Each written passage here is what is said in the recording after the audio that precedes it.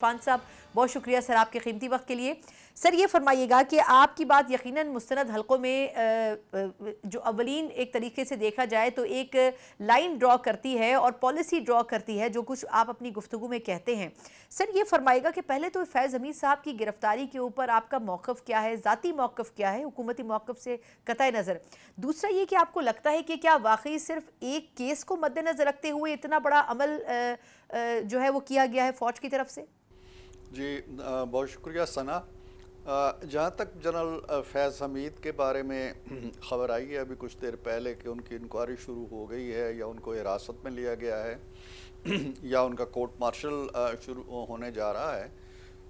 بنیادی بات تو یہ ہے کہ یہ فوج کا اپنا ایک داخلی نظم ہے اور بڑا کڑا نظم ہے, اور فوج جو ہے اس طرح کا احتساب کرتی رہتی ہے. آپ 9 مئی کے بعد دیکھیں, اگرچہ جو سویلین اداکار ہیں یا کردار ہیں وہ تو ابھی گرفت سے بچے ہوئے ہیں, لیکن اس سے ذرا سا بھی ناطہ رکھنے والے درجنوں جو سینئر فوجی اہلکار ہیں وہ فارغ کیے جا چکے ہیں. جہاں تک جنرل فیض حمید کا تعلق ہے, میں نے جو اعلامیہ پڑھا ہے ISPR کا, اس میں یہ چیز واضح ہوتی ہے کہ صرف ایک کسی کالونی کا یا کسی ٹاپ سٹی کا مسئلہ نہیں ہے. ان کے بارے میں جو دوسرا پیراگراف آغاز ہی میں بتاتا ہے کہ there are lot more issues, many more issues جن کے اندر ان کا تانا بانا جوڑا ہوا ہے. اب یہ بات تو میرا خیال ہے کسی سے ڈھکی چھپی نہیں ہے کہ فیض حمید صاحب جب ایک اہم ادارے کے سربراہ تھے یا اس کے دوسرے نمبر پہ کام کر رہے تھے تو انہوں نے اپنی حدود سے بہت تجاوز کیا, سیاست میں لت پت کیا اپنے ادارے کو. اور یہاں تک یہ بھی کوئی ڈھکی چھپی بات نہیں ہے کہ وہ نواز شریف صاحب اور ان کی بیٹی کے بارے میں ضمانتیں نہیں ہونی چاہیے, الیکشن سے پہلے وہ باہر نہیں ہونی چاہیے. یہ کہنے کے لیے وہ ایک سرونگ جج اور سینئر موسٹ جج تھے اسلام آباد ہائی کورٹ کے, اس کے گھر گئے, ایک بار نہیں 2 بار گئے. تو یہ ساری باتیں ایسی ہیں. میرا خیال یہ ہے کہ کہیں نہ کہیں فوج کو ان چیزوں کا احتساب کرنا چاہیے, کیونکہ انہی چیزوں نے ہمارے نظام کو اس عدم استحکام کے موجودہ جس گرداب میں ہم پھنسے ہوئے ہیں یہ لے کے آئے ہیں. اور یہ خبریں بھی ڈھکی چھپی نہیں ہیں کہ اس کے بعد بھی, یعنی اپنی ریٹائرمنٹ کے بعد بھی وہ بڑے متحرک رہے ہیں اور بہت سے تانے بانے ان کے ایک مخصوص جماعت کی جو قیادت ہے اس کے ساتھ اور ان کی جو کارنامے ہیں ان کے ساتھ جڑے ہوئے ہیں. اور یہ بات بھی بڑے تواتر کے ساتھ میں دیکھتا بھی ہوں اور سنتے بھی رہتے ہیں کہ ایک ہمارے سابق وزیر اعظم تھے یوسف رضا گیلانی صاحب, انہیں نوکریاں دینے کے الزام میں پتہ نہیں کتنی قید و گترم پڑی, لیکن ان کے بارے میں یہ ہے کہ انہوں نے لاتعداد اپنے علاقے کے لوگوں کو میرٹ سے ہٹ کے کسی کمپٹیشن کے بغیر, کسی پروسیس کے بغیر بڑے عام اداروں کے اندر ڈالا ہے. صرف ان کو دیکھا جائے تو ان کی تعداد بھی سینکڑوں اور شاید ہزاروں میں چلی جاتی ہے. تو ٹھیک ہے, یہ اچھی بات ہے کہ فوج نے ان کے محاسبے کا فیصلہ کیا ہے, اور یہ ایک پیغام بھی ہے کہ فوج محاسبے پہ, احتساب پہ اور کڑے احتساب پہ یقین رکھتی ہے. اور جو لوگ سول اداروں کے اندر ہیں یا سول نظام کے اندر ہیں ان کا احتساب بھی اسی سنجیدگی کے ساتھ ہونا چاہیے. یہ ایک کڑا پیغام بھی ہے کہ فوج اگر اپنے لوگوں کے ساتھ اس طرح کا ایک شکنجہ کس سکتی ہے تو وہ لوگ جو براہ راست فوج کے شکنجے میں نہیں ہیں لیکن ریاست کو اسی سنجیدگی کا مظاہرہ کرنا چاہیے.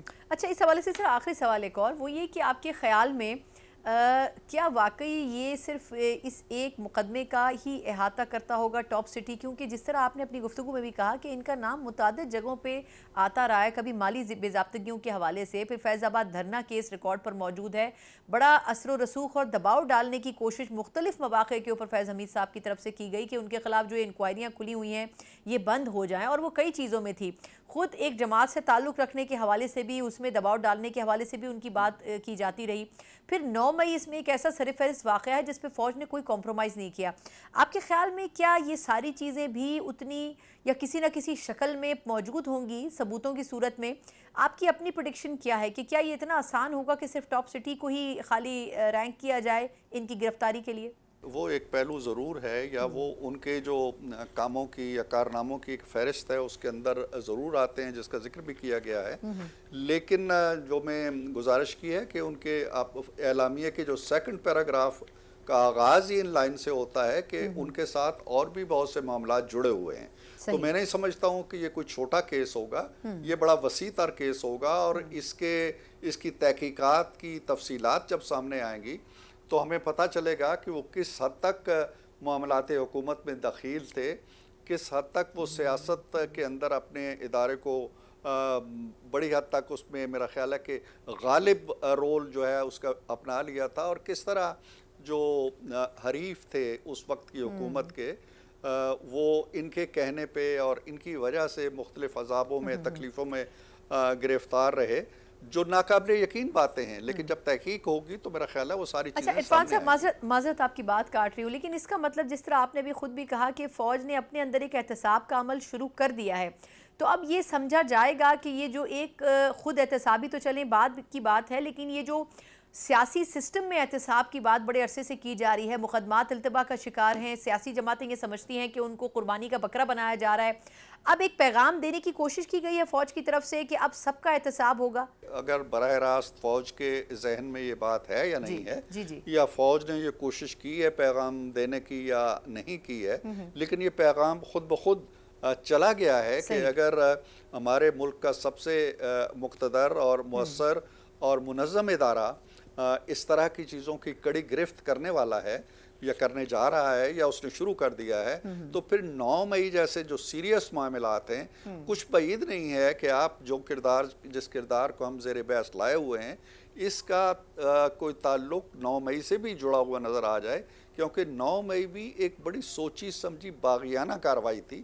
250 مقامات پہ جب حملے ہوتے ہیں, فوج کے اندر ارتعاش پیدا کرنے کی کوشش کی جاتی ہے, فوج کے چیف کو اس سارے انقلابی پروسیس کے اندر فارغ کرنے کا منصوبہ بنتا ہے, تو یہ میں نہیں کہہ رہا ہوں, لیکن یہ ساری چیزیں میرا خیال ہے کہ اب دیکھی جائیں. ٹھیک, بالکل ٹھیک. اچھا اب عرفان صاحب سر کچھ دیگر ایشوز کی طرف آتی ہوں میں. یہ جو پچھلا پورا ہفتہ رہا اس میں مخصوص نشستوں کے حوالے سے بڑی گو کیفیت رہی, کبھی لگتا تھا اپوزیشن کے پاس جائیں گی, پھر لگا کہ نہیں, اس بل کے پاس ہونے کے بعد جس کو الیکشن ایکٹ کا نام دیا گیا پھر حکومت کی طرف چلی گئیں, لیکن ابھی بھی پاکستان تحریک انصاف پر امید ہے کہ وہ کورٹ سے واپس یہ مخصوص نشستیں اپنے حق میں لے لیں گے.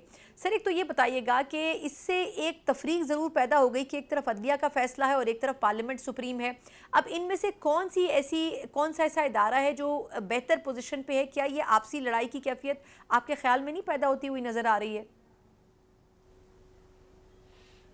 جی بہت اچھا سوال کیا آپ نے. میرے خیال کے اندر اس وقت اگر ہم دیکھتے ہیں, بلکہ جب بھی عدالتوں کو فیصلہ کرنے بیٹھنا ہوتا ہے تو سب سے سپریم چیز جو ہوتی ہے وہ پارلیمنٹ بھی بعد میں آتی ہے, عدلیہ بھی بعد میں آتی ہے. وہ ایک دستاویز ہے جس کو ہم دستور پاکستان کہتے ہیں, آئین پاکستان کہتے ہیں. عدلیہ ہرگز جو ہمارے ایک بہت سینئر جج صاحب نے فرمایا, ایسا نہیں ہے کہ عدلیہ کے منہ سے جو بات نکل جائے وہ حتمی ہے, وہ حرف آخر ہے. عدلیہ کے فیصلے پر ایک قدغن لگی ہوئی ہے. عدلیہ کا ہر فیصلہ آئین کے مطابق ہونا چاہیے, قانون کے مطابق ہونا چاہیے. نہ صرف یہ فیصلہ نہ صرف مطابق نہیں ہے, متصادم ہے, کئی آئین کی شکوں سے متصادم ہے, اور اس نے جو 2017 کا الیکشن ایکٹ ہے اس کی تو دھجیاں اڑا کے رکھتی ہیں. اب سوال سیٹوں سے ایک بڑا سوال پیدا ہو چکا ہے. سیٹوں سے بڑا سوال یہ ہے کہ کیا عدلیہ کو یہ اختیار حاصل ہے, جس طرح ہمیں وہ کہتے ہیں کہ آپ کو اختیار, آپ کو آپشن ہی نہیں ہے, آپ کو چوائس ہی نہیں ہے کہ آپ فیصلہ نہ مانیں. اوکے, ہم نے آج تک کسی فیصلے کو مسترد نہیں کیا, مانتے رہے, پھانسیاں بھی چڑھ گئے, جلا وطن بھی ہو گئے, بیٹے سے تنخواہ نہ لینے پہ نکل بھی, سب کچھ ہم نے کر لیا, مانتے رہے ہیں. لیکن کیا آپ بھی ایک سوال کا جواب دیں گے کہ اگر آپ ایک ایسا فیصلہ صادر کر دیں جو نہ آئین سے مطابقت رکھتا ہے بلکہ متصادم ہے, آئین کی شکوں کو مفلوج کرتے ہیں آپ, تو کیا اس فیصلے کی پاسداری بھی سب پہ واجب ہے؟ اور اگر ایسا ہی ہے تو پھر آپ کے سامنے بھی کوئی قدغن ہے, کوئی پابندی ہے, کوئی نہیں ہے؟ ہمیں تو آپ کہتے ہیں کہ جی آپ اس راستے پہ چل پڑے تو توازن بگڑ جائے گا. آپ اگر اس راستے پہ چل پڑیں گے تو پھر کیسے توازن برقرار رہے گا؟ اس لیے آپ کو یہ یقینی بنانا, باور کرانا ہوگا. ابھی نظر سے دیکھیے نا, یہ نہیں ہو سکتا ہے کہ 50 سال گزر جائیں, ایک وزیر اعظم پھانسی چڑھ جائے, اس کے بعد عدالت یہ احساس ہو کہ غلطی ہوئی ہے, فیصلہ ہم نے کیا تھا. بالکل بالکل. لیکن سر اب جس طرح یہ نہیں ہونا چاہیے, یہ نہیں ہونا چاہیے. نہیں سر, لیکن یہ کہ ماضی میں یہ نہیں ہونا چاہیے کہ 12 جولائی کا جو جی جی میں عرفان جی صاحب بولیے آپ۔ میں ایک چھوٹا سا سوال بیچ میں کرنا چاہ رہی ہوں. آپ درست کہہ رہے ہیں لیکن سر ہمارے یہاں ماضی میں عدالتیں تو کمپرومائز رہی ہیں نا, نون لیگ خود بھی ان کا شکار رہی ہے مختلف حوالوں سے. اب جس طرح سے جسٹس منصور علی شاہ صاحب نے کچھ وقت پہلے گفتگو کی ہے صحافیوں سے اور اس میں انہوں نے بات کی تو انہوں نے 12 جولائی کے فیصلے کا حوالہ دیا اور انہوں نے کہا کہ نہیں اس فیصلے پر تو عمل کرنا پڑے گا. آپ کے خیال میں خود تفریق پہلے بھی ہوتی تھی ججز میں آپ ایک دوسرے کے حوالے سے, لیکن اب یہ جو تفریق ہے یہ بہت واضح نہیں ہو رہی, یا کیا میسج دینے کی کوشش کی جا رہی ہے کہ عدالتی فیصلہ یا عدالتی ریٹ کو تسلیم کرے حکومت اور ریاست؟ دیکھیں میرا خیال ہے کہ 77 سال کی 78 سال کی تاریخ میں ہمیشہ ان کی ریٹ کو تسلیم کیا گیا ہے, اور اگر ثنا فیصلوں کی 2 قطاریں بنائیں اور ایک طرف یہ لکھیں کہ کون سے ایسے فیصلے ہیں جو روشن حروف میں لکھے جائیں گے عدلیہ کی تاریخ میں, اور کون سے ایسے فیصلے ہیں جو سیاہ ورق کے طور پر ہماری تاریخ کا حصہ بنے ہوئے, آپ خود اندازہ لگا لیں کہ کون سی فہرست طویل ہوگی. یہ طے ہو جانا چاہیے. آپ دیکھیں 63(1) کا فیصلہ آیا, آئین یہ کہتا ہے جی کہ اگر کوئی شخص, کوئی فرد, کوئی ممبر اپنی پارٹی کی ہدایات کے خلاف جائے گا تو وہ ڈی سیٹ ہو جائے گا. بہت بڑی سزا آئین نے دے دی. آپ نے یہ کہہ دیا جی کہ ڈی سیٹ ہوگا, اس کے بعد ایک جملہ لکھا آپ نے آئین کے اندر جو آپ کا اختیار نہیں ہے کہ وہ ڈی سیٹ بھی ہوگا اور اس کے ووٹ بھی نہیں گنے جائیں گے. کیا وہ اتنے نااہل تھے, جاہل تھے, ان کی اردو یا ان کی انگریزی ختم ہو گئی تھی اور وہ یہ جملہ نہیں لکھ سکتے تھے؟ جب آپ آئین ری رائٹ کرنے لگیں گے, جب آپ شکوں کو مفلوج کرنے لگیں گے, جب آپ الیکشن ایکٹ کو, پارلیمنٹ کو, جس پہ 2 سال لگے تھے ہمیں بنانے میں, 118 میٹنگز ہوئی تھی, ساری جماعتیں آن بورڈ ہے, اس کو آپ نے اٹھا کے باہر پھینک دیا. تو پھر آپ کو بھی یہ دیکھنا ہوگا کہ اگر آپ یہ کریں گے تو آپ کے فیصلے آئین کی عدالت میں کتنا احترام پائیں گے, عوام کی عدالت میں کتنا احترام پائیں گے. اور پارلیمنٹ آئین کی ماں ہے. آپ کی جو بھی اتھارٹیز ہیں وہ آئین سے پھوٹتی ہیں, اور آئین کے اندر جو اتھارٹیز رکھی گئی ہیں وہ ہم نے رکھی ہیں. آپ 17 ہوں گے یا 20 ہوں گے, ہم نے طے کرنا ہے. آپ کی تنخواہ کتنی ہوگی, آپ کا ٹینیور کتنا ہوگا, یہ ہم نے طے کرنا ہے. آپ خود نہیں کر سکتے. آپ آئین کے اندر, قانون کے اندر, اور کسی کو انگلی اٹھان, آپ پہ تو 2 ججوں نے انگلیاں اٹھا دی ہیں, آپ کے اپنے ہی ججوں نے. وہ کہتے ہیں کہ یہ فیصلہ تو بائنڈنگ ہی نہیں ہے اس طرح کا. تو ہم جب اعتراض کرتے ہیں تو ہم ویسے برائے, ہم یہ نہیں کہہ رہے آپ دے دیں, ساری نشستیں دے دیں, ہم چلے جائیں گے, اپوزیشن میں بیٹھ جائیں گے, کوئی ایسی بات نہیں ہے. لیکن یہ نہ کریں کہ آئین کو تو غارت نہ کریں نا, اور اوپر سے آپ یہ بھی ہمیں کہتے ہیں, دھمکی دیتے ہیں کہ جی آپ کے پاس کوئی چوائس نہیں ہے. تو آپ کے پاس بھی کوئی چوائس نہیں ہے. یہ چوائس کسی دنیا کی عدالت کے پاس نہیں ہے کہ وہ اپنے آئین, اپنے قانون, اپنے ضابطوں سے ماورا ہو کے اپنی ومز پہ فیصلے کرے. اگر ومز پہ فیصلے ہوں گے, سیاسی مصلحتوں پہ فیصلے ہوں گے, اور آئین سے متصادم فیصلے ہوں گے, تو آئین کیا, وہ پارلیمنٹ جو آئین کی ماں ہے وہ سر جھکا کے سب کو تسلیم کرتی چلی جائے گی, تو ملک کدھر جائے گا؟ پھر قیاس پیدا ہوگا, پھر بد امنی پیدا ہوگی.